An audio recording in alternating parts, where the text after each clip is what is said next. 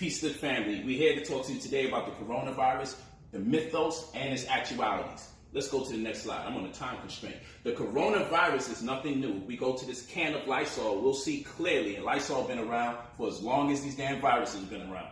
If we go to this can of Lysol, we're going to see that it protects you from the human coronavirus. Next, we're going to also see Dettol, and we're going to see right here it's protecting you from coronavirus. So the question is this virus as detrimental as they say it is, the new strand? Because we've been fighting and we've been killing it off. Or is there something else to it? Let's go to the next slide. So that's Exhibit A right there. Now, I have to defer our attention to this, antibiotics. You got medical practitioners and other people in the medical industry suggesting to people that they take antibiotics. The suffix biotics, biotic, are relating to or resulting from living things. You're dealing with living things. Viruses are neither dead or alive. Biotics ascertains to good bacteria and bad bacteria. When people take antibiotics, they actually eliminate both. And that's why antibiotics are so detrimental and responsible for the rise of a whole lot of diseases and implications and malfunctions in the human body to this very day. Let's go to the next slide. So you don't use antibiotics to eliminate viruses. Let's get that through your head. Now the next thing is antibacterial soaps. People going nuts. They wiping tables off. They wiping chairs off. They secretly wiping their ass when no one's looking because they think they're going to kill the virus or eliminate the virus. This is not true. Antibacterial means it is eliminating good bacteria and bad bacteria, not good viruses or bad viruses. Get that through your brain. That does nothing for you. It's just like when people be wearing those masks and they think the mask is protecting them, but they can shake someone's hand and get the virus. Listen, even the mask, the holes in the mask are over 0.7 microns big. The reason why I have to tell you that is because a virus is 0.7 microns big, which means there's enough fitting room for the virus to seep through the mask and still you contract it. So that's obsolete. You want to use soaps and toothpaste that do clean your hands, but use soaps and toothpaste that do not have triclosan. And if you want to protect yourself from a virus, boost the amount of vitamin C that you get. But in order to do that, you got to take in the right amount of magnesium because you can't absorb calcium properly unless you absorb the right amount of magnesium, which is going to take me not to vitamin D itself, but not D2, but D3. And people don't even know the distinction between D2 and D3. So much to talk about. Let's keep moving forward. I'm just putting as much information out as possible. So now I was looking up this lady named Dana Ashley. She's pretty dope, and she made a reference to this book, Magnetobiology. Yeah, 200 and change. You want to hire something from Negro, not only put it in the book, make it an expensive book. But listen, she really went in on this point in the book, and I thought this was very powerful. She was talking about the new technology and our craving for the advancements of technology. One of the main things that we love and praise technology for, particularly Wi-Fi, we can make it move faster. It's all about speed. But once we get to 60 megahertz, the 60 megahertz interacts with oxygen. And in turn, what that does, the frequency impacts the oxygen. So when we're talking about oxygen, it's O, and that represents the atom. But when we're talking about O2, which is oxygen, now we're talking about the molecular structure, which means we're dealing with a covalent bond where only 2 electrons can stay in the innermost valence and 8 at max in the outermost valence. And here you see them covalently bonded, but they're sharing 2 of the electrons, but we're still dealing with 8 total. Okay? This is important. So what happens is with 60 megahertz, when we use this new technology, because what happens is coronavirus existed a long time ago, but the technology that we're dealing with today didn't exist a long time ago, and it hasn't been at this amplitude or this magnified ever. So now we see that 60 megahertz can cause electrons to spin.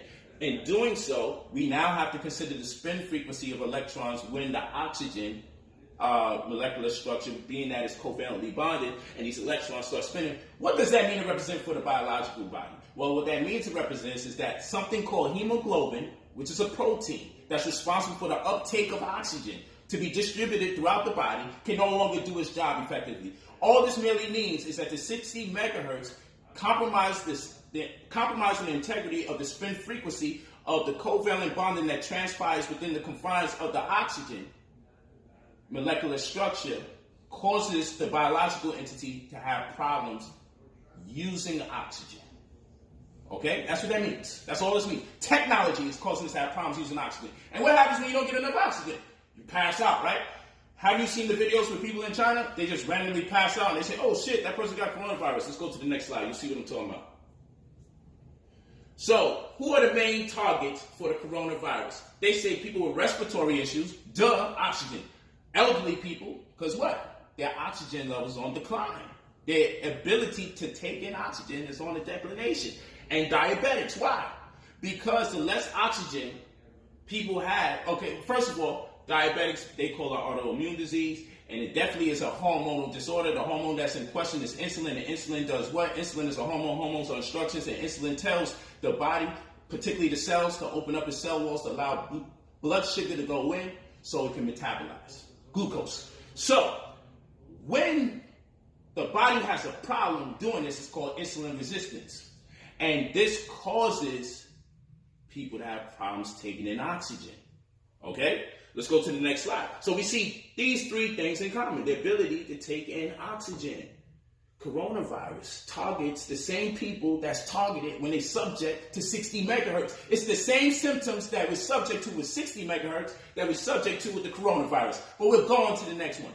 New technology that is to blame is making us defer our attention to this so-called coronavirus. Go to the next one. Is oxygen key to insulin resistance? I want you to go to this article. You'll be able to click the PDF and you'll be able to see the test yourself. Well, basically, low oxygen levels at Mount Everest. What they did is took some people with diabetes, brought them to Mount Everest at high altitudes where the air is thinner, as they say, and they realized there was insulin resistance. But when they gave them more oxygen, they realized there was less insulin resistance, because we now see that oxygen plays an integral role to people that have diabetes. So the 60 megahertz frequency would actually impact people that have diabetes because it causes the hemoglobin to be ineffective. Because hemoglobin is the protein that's responsible for the uptake of oxygen so it can be distributed throughout the human body. Keep all this in mind. Just play the video back. We got to keep going because I got to do this in a short period of time because of Instagram. Let's keep going. Give me the next slide. Iron metabolism. What's responsible for your body's ability to metabolize iron? They just found this thing out 30 years ago, 1990s. Hepcidin is responsible for the metabolism of iron. But what you got to know is the higher your hepcidin levels, the lower your ability to absorb iron. Okay? It's actually stupid to think you're going to give people iron pills and raise their iron count. And all you're doing that is raising their hepcidin levels, which is making it harder for them to be able to absorb the iron in the first place. You actually need vitamin D3. Vitamin D3 is a cofactor of what? Iron. Iron and vitamin D are cofactors, which means one hand washes the other. That's what that means. They need each other. We'll talk about that at another time. Keep going. But that's a key word you need to know, cofactor. Okay? So we're going to look at the BBC News Update map. And what we're going to realize is there's cases of coronavirus all over these different places in America. But this is Africa. Africa's supposed to be so far behind. Africa's supposed to be so far behind. Yet, when we look at the countries that's being affected that actually have mild cases of coronavirus, the only countries that do, we'll see what? We see Algeria, we see Egypt, we see Nigeria, Cameroon, okay, we see the Congo here, we see South Africa, and these happen to be the countries that China is looking to take over in Africa. But we look at the rest of Africa and it doesn't seem to be affected, the largest continent. But what we find out now is that there is a racial advantage to what's going on. So let me tell you about sickle cell anemia. Sickle cell anemia is an advantageous disorder or adaptative disorder. Okay, the parasite malaria on account of us coming over here to different climatic conditions imposed this will on everybody, was killing everybody else. But for us, we got saved because our red blood cells became crescent in shape, deprived us of a certain amount of oxygen, enough to kill the parasites, but enough to still keep us alive. Our body has that mechanism, and so our body created the cure for sickle cell anemia. Having understood this and understand that white people have larger red blood cells, and they also have what? They have higher amounts of hemoglobin. Black people have low amounts of hemoglobin and smaller red blood cells, but it's compensatory because they can't stay in the sun that long. We can't stay in the sun that long. We need to come to terms with what's really going on. That's the end of part one.